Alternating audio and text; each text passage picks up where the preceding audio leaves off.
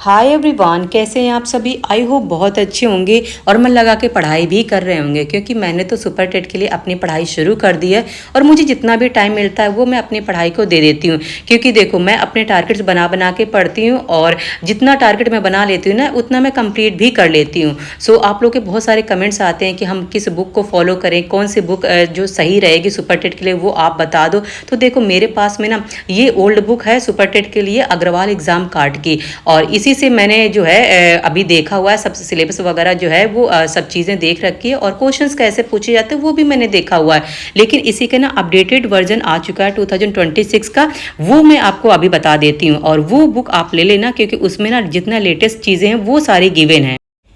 ये रही super TET के लिए अग्रवाल एग्जाम कार्ड की बुक, और इसमें ना लेटेस्ट पैटर्न के अकॉर्डिंग जितने भी अभी टीचिंग एग्जाम हुए हैं, चाहे कोई सा भी वो टेट है, वो सारा कवर किया गया है। और साथ ही मेरा लेटेस्ट जो पेडागोजी है उसका भी सिलेबस इसके अंदर दिया हुआ है, क्योंकि आपको भी पता है कि जो सिलेबस है ना पेडागोजी का, काफ़ी चीज़ें चेंज हो गए हैं, कॉन्सेप्ट बेस्ड सिलेबस आ चुका है। तो वो अभी तक जितने भी एग्जाम हुए, जहाँ पे भी एग्जाम हुए हैं ना, उन सभी का इसके अंदर निचोड़ है। और साथ ही इसके अंदर लेटेस्ट NEP 2020 और साथ में NCF 2023 भी ऐड है। यहाँ पे मैंने लिंक डिस्क्रिप्शन में दे दिया, आप वहां से परचेज कर लेना। और इसके साथ ही ना इसमें प्रैक्टिस सेट भी है, वो भी मैं अभी आपको दिखा देती हूँ। वो प्रैक्टिस सेट, ये इसमें 20 प्रैक्टिस सेट मिलते हैं। 1 बाय 1 करके आप यहाँ से प्रैक्टिस भी कर सकते हैं। अगेन ये बुक काफ़ी अच्छी है पढ़ने में, क्योंकि ऑलरेडी मेरे पास में है। लिंक मैंने ना डिस्क्रिप्शन में दे दिया है और वहाँ पे जाके आप ले सकते हैं, वो भी अफोर्डेबल प्राइस में। आज मैं इसी बुक से क्वेश्चन लगाऊंगी, क्योंकि ना अभी तक जो 2 एग्जाम हुए हैं 2018 में और 2019 में, उन्हीं पेपर को मैं सॉल्व करूंगी। क्योंकि देखो, 2018 वाला जो पेपर हुआ था ना वो लिखित में पेपर हुआ था, लेकिन जो 19 वाला पेपर हुआ था ना वो MCQ बेस्ड था। इसी जो 2019 वाला ना वही मैं पेपर यहाँ पे सॉल्व कर रही हूँ, और ताकि ना मैं ये देख सकूँ कि मुझसे कितने क्वेश्चन जो है वो बन पा रहे हैं। आप भी ना चाहे कैसे भी पढ़ाई कर रहे हो, लेकिन आप ना 2-3 घंटे जितना भी हो सके ना एक सब्जेक्ट को देने की कोशिश करो, और जो अपना सिलेबस है ना वो 1 बाय 1 करके ना ख़त्म करने की कोशिश करो। और देखो, मेरे जो दिन की जो शुरुआत होती है ना वो सुबह सुबह हो जाती है, वो मैं अभी आपको अपना रूटीन भी बताती हूँ। आज मेरे दिन की शुरुआत हो रही है 4:40 पे, और जनरली क्या होता है कि मैं ऐसे ही 4:45 बजे या 5 बजे उठ जाती हूँ। लेकिन मैं अभी कोशिश ये करूँगी ना कि मैं हर हाल में ना 4:30 पे उठना शुरू कर दूँ। और देखो ना, शेड्यूल बनाने में टाइम लगता है, क्योंकि अगर आप ना जल्दी उठ रहे हो तो इसका मतलब ना आपको फिर जल्दी सोना भी पड़ेगा। और वैसे तो लेट नाइट नहीं होता, लेकिन ना नींद पूरी होनी भी ज़रूरी है, कम से कम ना 6 घंटे की नींद पूरी होनी बहुत ज़्यादा ज़रूरी है। और वरना ना इतनी अगर आप नहीं लोगे तो फिर आपके ना सर में दर्द होने लगेगा। मेरे साथ तो ऐसा ही होता है। अगर मेरी जो नींद है ना वो अगर 6 घंटे 6.5 घंटे की नहीं होती ना, अगर इससे कम की होती तो फिर मेरे ना हेडेक शुरू हो जाता है, और यही दिक्कत ना फिर मेरे बालों पे असर करते हैं, क्योंकि अगर नींद नहीं पूरी होती तो फिर बाल बहुत ज़्यादा टूटते हैं। यहाँ पे ना उठने के बाद में ना मैं अपना करंट अफेयर रिवाइज कर रही थी, क्योंकि अभी देखो मेरे पास में कोई मैगजीन नहीं है, लेकिन जब मैं मैगजीन ले लूँगी ना तब मैं आपको उसके बारे में भी अपडेट कर दूंगी कि मैंने कौन सी वाली मैगजीन ली है। अभी क्या है, यूट्यूब में जो भी लोग पढ़ा रहे हैं ना उन्हीं से ही मैं, जैसे जो अपने शॉर्ट्स नोट होते हैं ना वो मैं बना लेती हूँ, क्योंकि वहाँ पे PDF वगैरह पता नहीं कहाँ मिलते कहाँ नहीं मिलते, कुछ लोग PDF ना प्रोवाइड भी नहीं करते हैं। तो इसीलिए मैंने सोचा ना मैं जो भी थोड़ा बहुत और एक्स्ट्रा टाइम लग सकता है आधे घंटे का, वो मैं लगा लूँगी। और देखो, ऐसा होता भी है ना कि कई बार कि हम जब लिखते हैं तो लिखने के साथ साथ हमारी जो लर्निंग होती है ना वो और अच्छी हो जाती है। तो इसीलिए अभी जब तक मेरे पास में मैगजीन नहीं है ना, तो तब तक मैं अभी ऐसे ही नोट से पढ़ लूँगी जो भी मैं अपने शॉर्ट नोट बना रही हूँ, और साथ में क्या करूँगी, जब मैगजीन ले लूँगी तो फिर मैं उससे भी अपडेटेड रहूँगी। वो मैं सब चीज़ें ना आपको ना ब्लॉग के थ्रू मैं बताती रहूँगी। और आज है संडे का टाइम। जो मेरा शेड्यूल होता है ना डेली का कि मॉर्निंग वॉक करना, वो तो मैं डेली ही करती हूँ।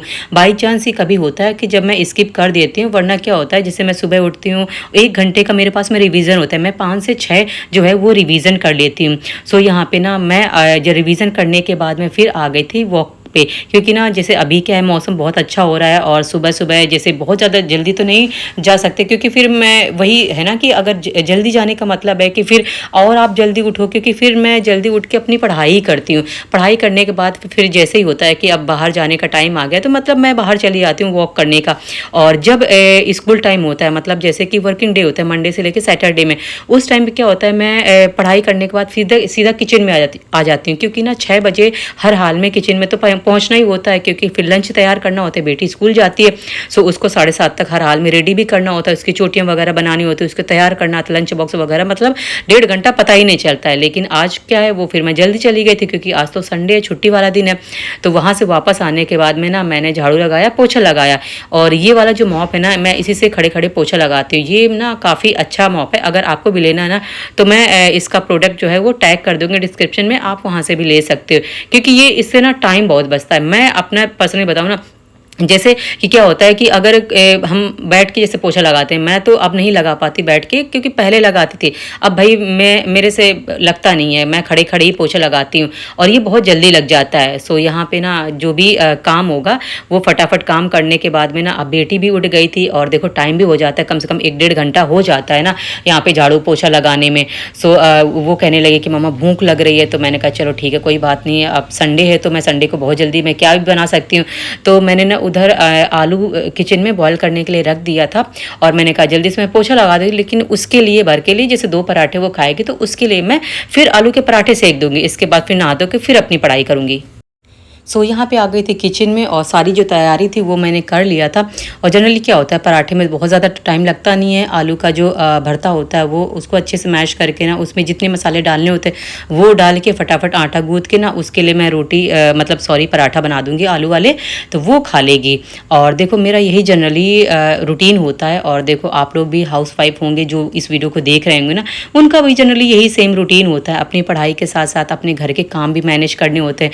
और देखो थकान ना कहीं बहुत ज़्यादा हो जाती है, मुझे भी बहुत ज़्यादा थकान हो जाती है, लेकिन क्या कर सकते हैं, अपने सपने पूरे करने हैं, अपनी लाइफ को बिल्कुल बदलना है, पूरी तरह से अपनी लाइफ को अपने अकॉर्डिंग जीना है। तो देखो ये सब जो चीज़ें हैं ना, ये तो मैनेज करनी पड़ेंगी, क्योंकि फिर अगर हम नहीं करेंगे तो फिर कोई भी घर का कोई भी मेम्बर देखो नहीं आएगा। क्योंकि देखो ये हमारा स्ट्रगल है, हम अपनी पढ़ाई करना चाहते हैं तो हमें ही इसके लिए जितने भी सेक्रीफाइस करने हैं ना वो हमें ही करने पड़ेंगे। अगर हम दूसरों से ये उम्मीद करें नहीं कि दूसरा कोई हमें आके बोले कि नहीं तुम पढ़ाई करो, बाकी काम जो है हम देख लेंगे, तो देखो ऐसी खुशनसीबी ना बहुत कम लोगों के पास होती है। मेरे पास तो बिल्कुल भी नहीं है, मुझे ही एक्स्ट्रा 4 काम और अगर करने पड़ जाए ना तो वो भी करने को हमें ही दिया जाता है। तो यही जो लाइफ होती है जनरली हाउसवाइफ की यही होती है। सो आप लोग के साथ भी ऐसा ही होता होगा। सो मेरे साथ तो भाई ऐसा ही होता है, लेकिन फिर भी क्या करें, पढ़ना तो पढ़ना ही है ना, क्योंकि ये जो मौका मिलेगा ना ये हर बार थोड़ी ना मिलेगा, क्योंकि गवर्नमेंट जो है वो भी वैकेंसी हर बार थोड़ी ना दे रही है। तो इसके लिए भी हमको ना एक रात मतलब इसके लिए भी दिन रात एक ही करनी है, क्योंकि अगर आप नहीं पढ़ाई करोगे तो भी सिलेबस नहीं कंप्लीट होगा। अगर जैसे पढ़ाई करो तो उसको अच्छे से मेंटेन करके भी चलना है, उसका रिवीजन भी करते हुए चलना है, और जो भी चीज़ें हैं ना बहुत अच्छे से लेके चलनी है। और संडे वाले दिन ना बहुत कम टाइम मिलता है पढ़ने के लिए, इसीलिए ना सुबह का जो रूटीन मैंने बना रखा है वो तो मुझे करना ही करना है, क्योंकि ये रहेगा ना कम से कम संडे को ना नहीं ज़्यादा पढ़ सकते हैं, कम से कम 2-2.5 घंटे मैक्सिमम 3 घंटे पढ़ पा रहे हैं ना, तो वो भी बहुत अच्छी बात है। क्योंकि ना एक भी दिन हमें स्किप नहीं करना है, भले ही 1 घंटे 2 घंटे का भी टाइम मिले, लेकिन करना ज़रूर है। सो यहाँ पे ना मैंने नहा धो के अपनी पढ़ाई की थी, जैसा कि मैंने शुरू में बताया आपको कि ये जो वाला वीडियो है ना वो मैंने आपको शुरू में दिखाया था, क्योंकि ना ये तब का वीडियो है जब मैंने नहा धो के अपनी पढ़ाई दोबारा शुरू कर दी थी, और ये इस बुक से मैं प्रैक्टिस भी कर रही थी और क्वेश्चन भी बना रही थी। सो चलिए फ्रेंड, इस वीडियो को मैं यहीं पे एंड करती हूँ और मिलती हूँ नेक्स्ट वीडियो में। Bye and take care.